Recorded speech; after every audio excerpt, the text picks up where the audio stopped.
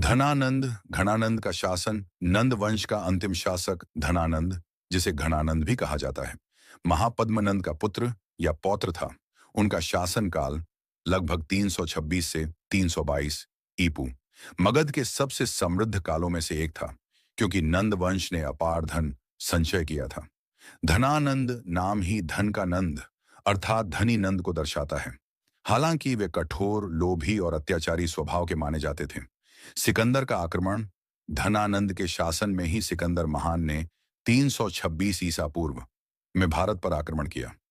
सिकंदर की सेना व्यास नदी ब्यास तक पहुंची, लेकिन नंद सेना की विशालता, लगभग 2 लाख पैदल सैनिक, 20,000 घुड़सवार और 2 से 3,000 युद्ध हाथी के भय से आगे बढ़ने से इनकार कर दिया।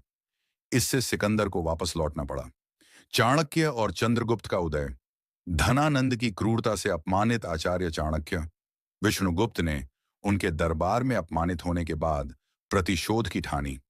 उन्होंने चंद्रगुप्त मौर्य को प्रशिक्षित किया और 322 ईसा पूर्व में धनानंद को हराकर मौर्य वंश की स्थापना की।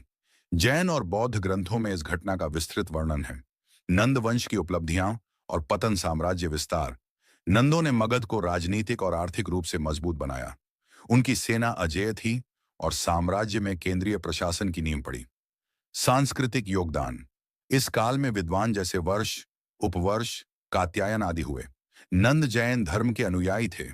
पतन के कारण आंतरिक कलह, अत्याचार और चाणक्य की कूटनीति ने वंश का अंत किया। चंद्रगुप्त ने पाटलिपुत्र पर कब्जा कर मौर्य साम्राज्य की शुरुआत की।